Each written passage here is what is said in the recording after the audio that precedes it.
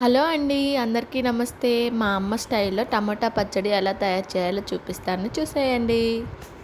టమాటా పచ్చడి ఇన్‌స్టెంట్‌గా పెట్టుకోవచ్చు. ఇది 10-15 డేస్ మాత్రమే నిల్వ ఉంటది. మేము కేజీ టమోటాలను తీసుకొని వాటిని శుభ్రంగా వాష్ చేసి ఎండలో ఆరబెట్టుకున్నాము తుడిచేసి. ఆరబెట్టాక మళ్ళీ ఒకసారి తుడిచేసేసుకొని పక్కన పెట్టుకోవాలి. తర్వాత చిన్న చిన్న ముక్కలుగా టమోటాలన్నిటిని కట్ చేసుకోవాలి. టమాటాలకి తేమ లేకుండా చూసుకోవాలి. ఎందుకంటే మనం వాష్ చేసినప్పుడు తడి ఉంటది కదా! అది శుభ్రంగా ఆరిపోయాకే మనం ముక్కలుగా కట్ చేసుకోవాలి. ఇలా చిన్న చిన్న ముక్కల్లాగా కట్ చేసుకోవాలి.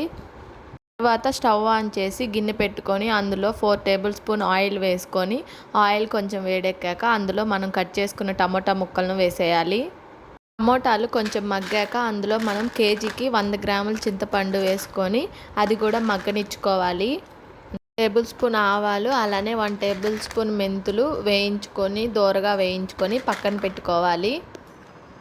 చింతపండుని మనం టమోటాలు ఉడికేటప్పుడే వేస్తే మెత్తగా ఉడికిపోతుంది, అందుకని వేస్తాము. వేయించుకున్న ఆవాలు మెంతుల్ని పొడి చేసుకొని పక్కన పెట్టుకోవాలి. టమోటాలు చింతపండు మగ్గాక మనం అందులో కేజీకి గిద్దన్నర ఉప్పును తీసుకొని ఆ టమోటాల్లో వేసేసుకొని మగ్గనిచ్చుకోవాలి.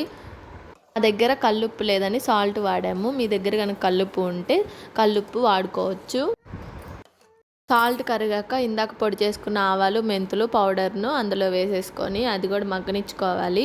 కేజీకి గిద్దన్నర కారం వేసేసుకొని అది కూడా మగ్గనిచ్చేసుకోవాలి. టమోటాలు మెత్తగా మగ్గాక మనం పప్పు గుత్తైనా వెనుపుకోవచ్చు, లేదంటే మిక్సీలో అయినా వేసుకోవచ్చు, అది మీ చాయిస్.